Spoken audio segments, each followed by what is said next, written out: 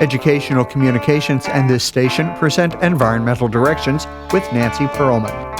On this series, we explore the effects of human influence on the Earth's ecosystems and discuss solutions to environmental problems which affect the quality of life on this planet. Environmental Directions gives you the kind of information you need to help you participate in decisions impacting your community, the nation, and the world. Now, here's your host, Nancy Pearlman. Hello, I'm speaking with John Dale. He is an architect, principal and national pre through K-12 studio leader with Harley Deverall Architects and Engineers. He's a fellow with the American Institute of Architects, co-founder and president of the Council on Open Building, a member of the board of directors of the A+D Museum in Los Angeles, and was past chair of the American Institute of Architects Committee on Architecture for Education. Welcome. It's a pleasure to have you with us. Yes, it's a pleasure to talk to you today, Nancy. You are very involved in designing buildings, especially educational institutions, for change and making sure that they are sustainable and flexible for the new wave of education. Let's begin with the changes in traditional versus innovative learning environments for the last 40 years, because you're part of a movement started by the Dutch called the Open Building Movement. What does that really mean? Well, open building really is about designing for change over time, creating adaptable environments, but really importantly, to allow decision makers to operate in parallel to each other at different levels of control. That's really important. The Dutch movement actually started with housing, and housing, post-World War II, a lot of housing that was being built that was very minimal, very rigid, and didn't take into account the diversity of family situations and living needs. The founder of this movement, John Houbraken, set out to create a framework that would allow dwelling units to be customized and to evolve with human needs. So we have been, in recent years, expanding the territory for open building to take into account educational buildings, healthcare facilities, and even urban design, and to really broaden that discussion. In terms of open building relative to education, we acknowledge that pedagogy is constantly shifting, that the needs of teaching are changing. We're no longer talking about a teacher at the front of the class filling children with facts.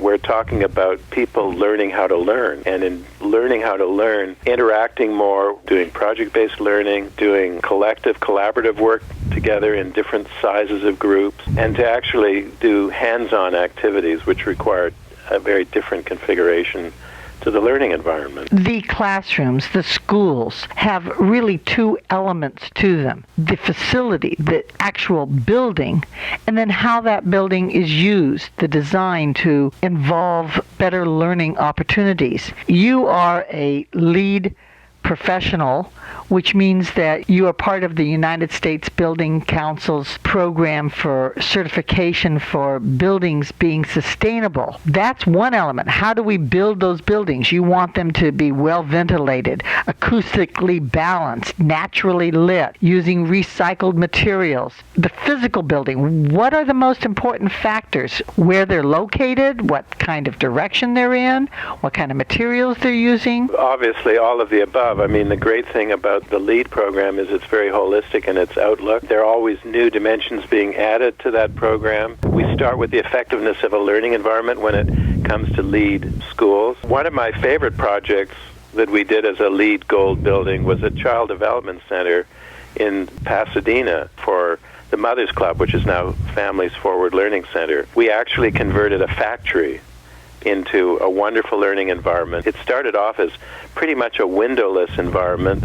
We popped up clear stories, we added skylights, we put in garage doors to connect to the out of doors. We used permeable paving, light roof, photovoltaics, and the whole idea of making a green learning environment following LEED principles is that it's also a teaching tool. The Families Forward Learning Center have a curriculum devoted to sustainability to teach the parents best practices and also to do things with the young children that they educate. Indeed, having the photovoltaics, the solar panels, the renewable energy is critical to being a sustainable building. But you do talk about green roofs, making the roofs viable, having orchards, having green space and landscaping around the building, having the buildings include cross-ventilation. There are a lot of aspects like that. But as you just mentioned with the facility in Pasadena, it's not always necessary to tear down an old building. And I know that you were involved with the Santa Monica High School in Santa Monica, California, with their Discovery building, a new building, but there was a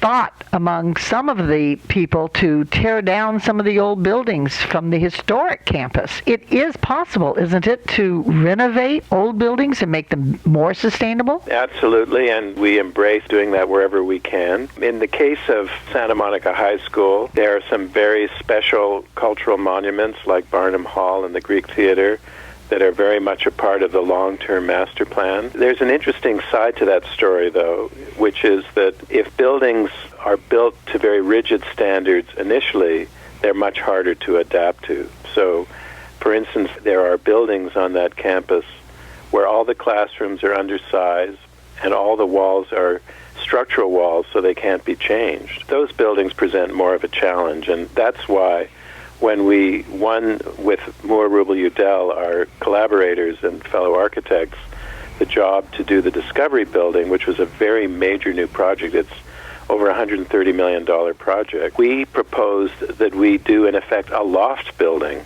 because we knew they had this issue of not being able to adapt some of the lovely old buildings they had. So we said this new building really needs to be changeable for years and years to come. Often we build buildings which become obsolete within 30 years, and we wonder what to do with them.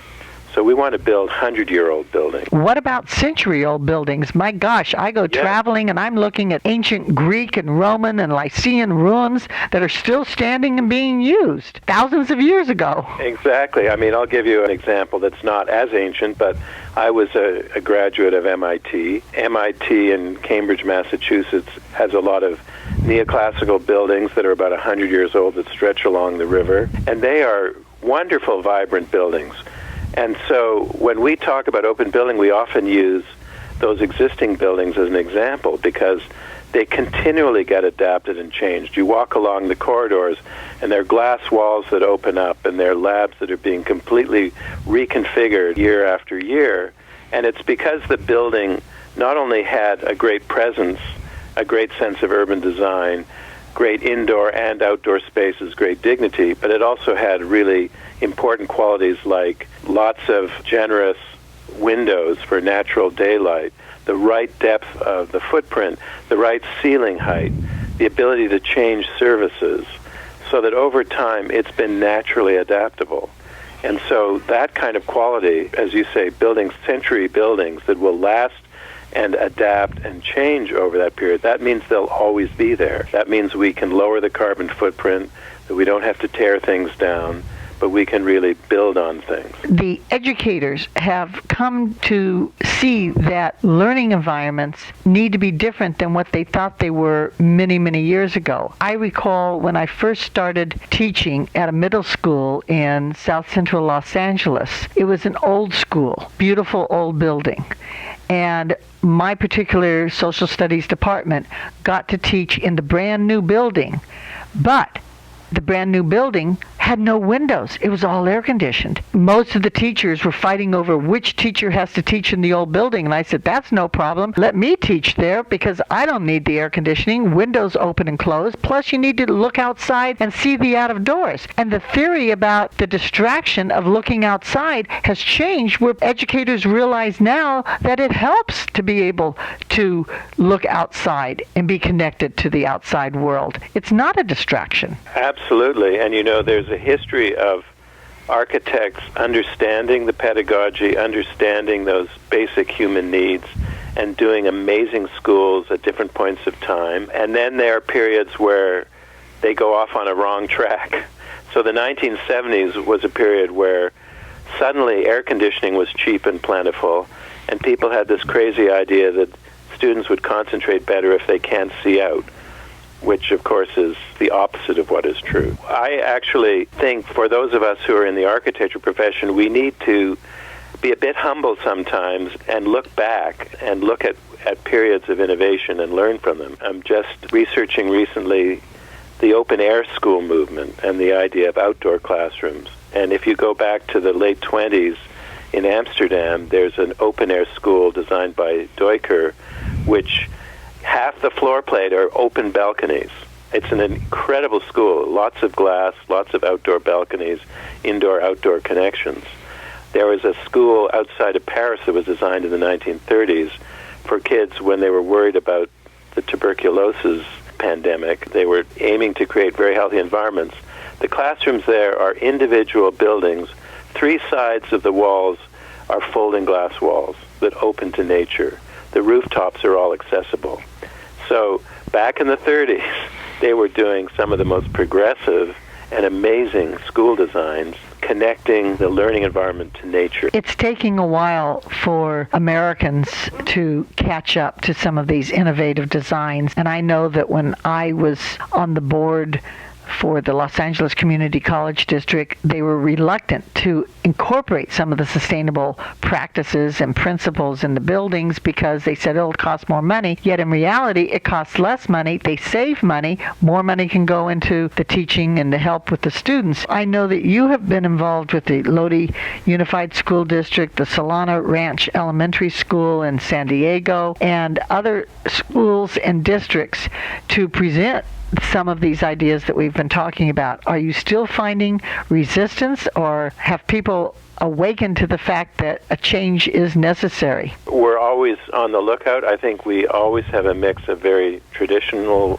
clients, and sometimes they're just school districts with very tight budgets that are trying to do very basic things. We're always pitching better practices. We're always looking for the connection.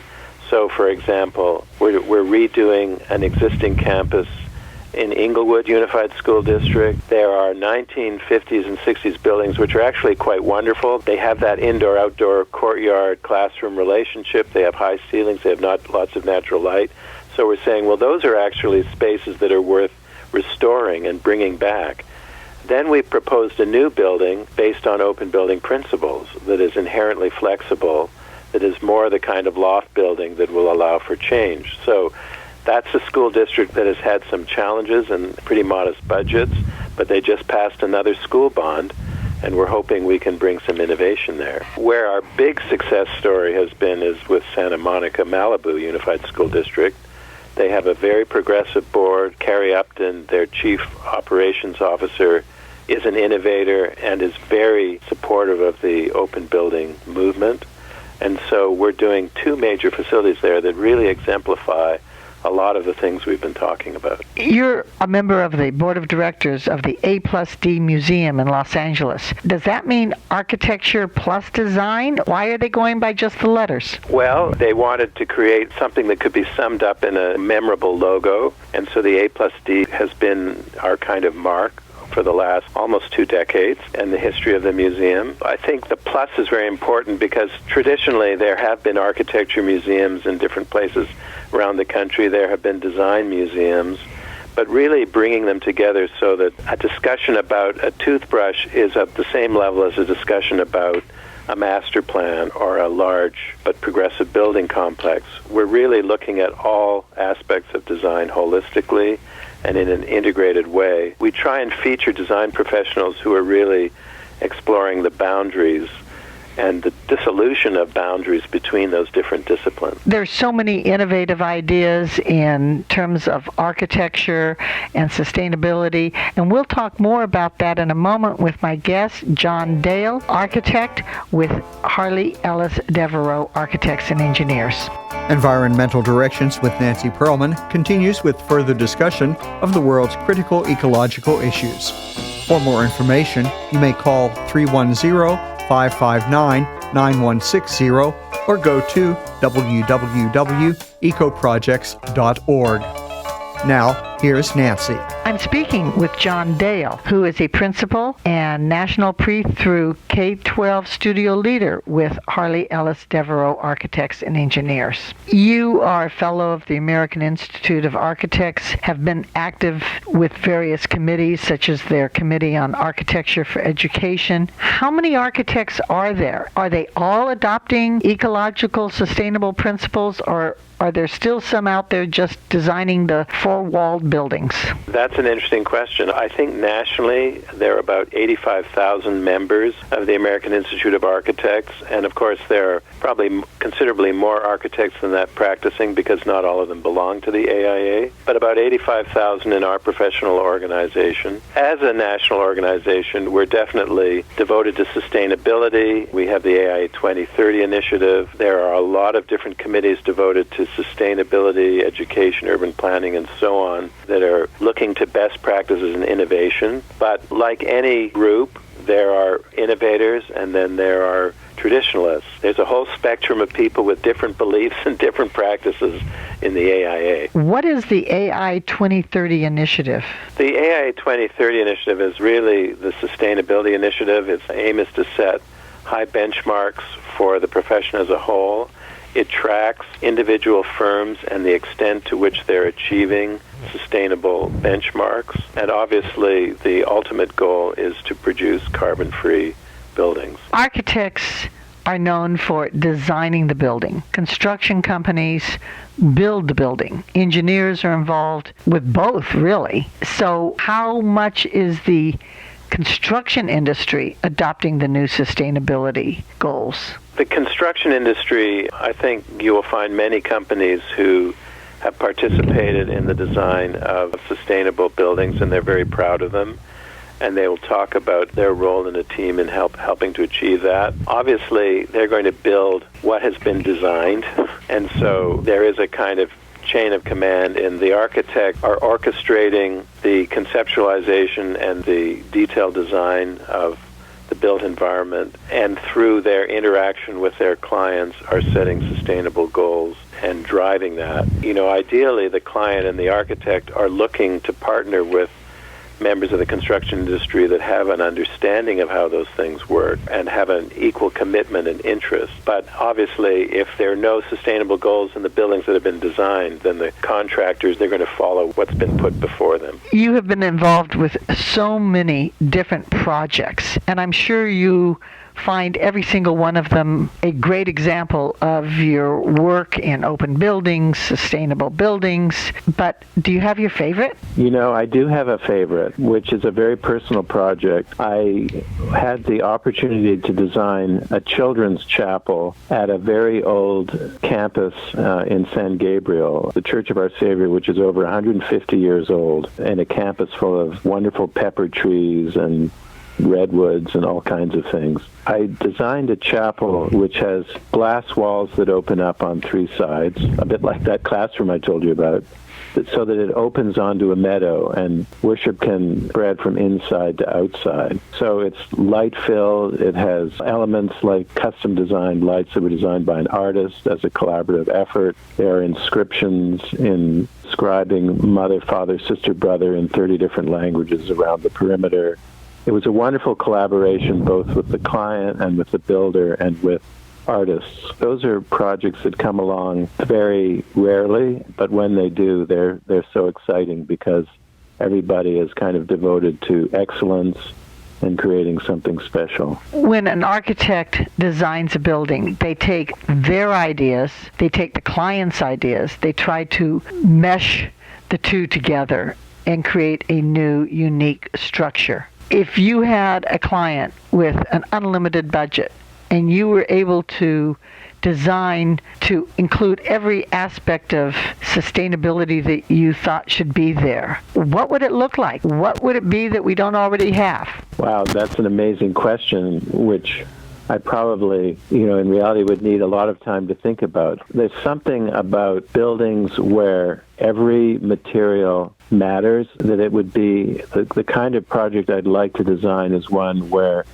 no material is simply a finish, no material is simply a layer, but everything is part of the structure and the space definition and that all those elements would have a timeless quality to them. I can't wait to see it. We know of famous architects from the early part of the 20th century, like Frank Lloyd Wright. We know of the mid-century architects in the 50s, like John Lautner and Neutra, and many others who started incorporating nature into their design. Are there any special architects we should be looking at what they're doing for this century? There are many innovative architects active in this century. I've personally admired the work of architects like Benisch in Germany, or Herzog and de Meuron, the Swiss architects, who are doing a very innovative complex in the Arts District in LA right now. There are great small design firms in LA that I admire, like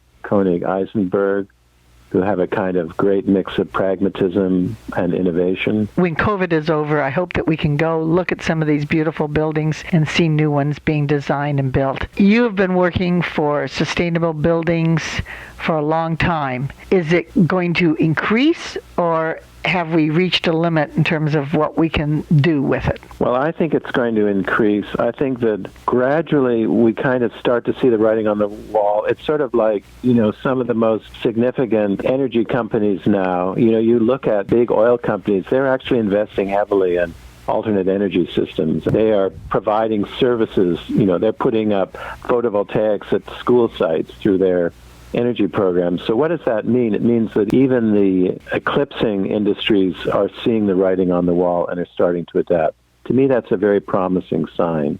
I think, when you look at the incredible innovations with timber design, cross-laminated timber structures that are getting higher and more flexible, it's a very exciting time. If we could just make it normative, that's what I think we need to do. My whole quest for open building is about making the discussion of designing for change normative, so that there's no question that whenever we start to think about a building, we're not just thinking about now, but we're thinking about the future. I believe that energy, every single house will be its own energy source before long. Just as soon we'll all be driving electric cars in Los Angeles. It's inevitable. It's a question of how quickly it will happen. It's a question of how quickly political will focus the way it really needs to focus. Traditionally, architecture reflected the local environment around the world. Every society used their local materials, whether or not it was adobe, whether or not it was wood, whether or not it was stone, whatever was in their environment. Are there certain materials that are still good to use, or certain materials that we have to be careful about using? Because obviously we don't want to cut down forests just to be building buildings. If you're using certified wood that's part of a program that takes into account regeneration, that can be good. And of course, these cross-laminated timber members are using wood very economically and not wasting. As a company, and many other companies are looking at the materials they specify to ensure that they are non-toxic, that they are created out of renewable resources, and that should be part of everybody's duty and mantra as they design and they create environments. One of the challenges of globalization is that every city you go to has a similarity now, because there's a kind of internationalism about certain kinds of buildings that gets repeated everywhere. And architects, of course, are working internationally and bringing practices with them wherever they go. So I think part of the answer to that is that there still needs to be an aspect of the environment which is self-built or participatory. And if local dwellers and local educators and local healthcare givers are participating in a meaningful way, then hopefully the aspect of a local presence and a local personality can be infused into the environments we're creating. Naturally, there are basic concepts that should be incorporated for buildings to be sustainable. But what are some of the specific features, such as that new Discovery building in Santa Monica at the Santa Monica High School? Oh, I'd be pleased to talk about that. First of all, I want to say that it's very much a collaborative effort. So Harley Deverall, HED, collaborated with Moore Rubel Udell, who are very much local architects with an office a few blocks away from the site.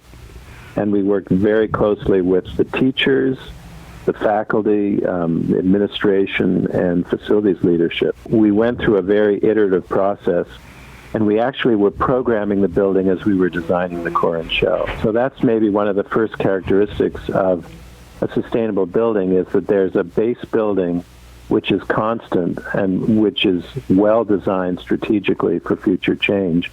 And then we have, in effect, flexible floors that can be changed and renovated just as you do TI, tenant improvement work in office buildings. It's a very different way of thinking about a school setting. The Discovery Building is a multi-purpose building. It's over 260,000 square feet. It has a flexible structural grid. We talk about it being a prefabricated moment frame structure. So the steel members connect to each other almost like a connector set from childhood days. And this framework has no shear wall. It has no fixed walls. You can move any of the interior walls to rearrange the space. That's very important. The second thing is that we incorporated in almost all the teaching spaces raised floors. And those raised floors give us a lot of flexibility for data and power, but also all the supply air comes through the floor. So we're doing displacement ventilation throughout that building. And then our mechanical systems are distributed so that we can zone the building. We've incorporated a rooftop classroom over 3,000 square feet with a sunshade structure which is made up of photovoltaics. We have solar thermal arrays because part of this project is a 50-meter swimming pool, and we're providing half the heating requirements through a solar thermal array which will be visible at the top of the building. We also have a green wall at the main entrance to the building, which is a 2-story high element of living green. We have natural ventilation throughout the building, and we have great indoor-outdoor spaces. There is a main cafeteria on the ground floor with huge overhead doors so that we can turn off the air conditioning and open it up completely to terraces outside. We have outdoor bleachers so that kids can gather and study casually indoors and outdoors. The building happens to have 2 levels of underground parking, but they're designed so that they can be converted to other uses as the need for cars decreases over time. Sounds like a great learning environment. The incorporation of sustainable principles into our educational institutions is wonderful to see that schools, universities, colleges can really be a pleasant place to learn. Are these ideas accessible to the average homeowner? Are they adaptable to our homes?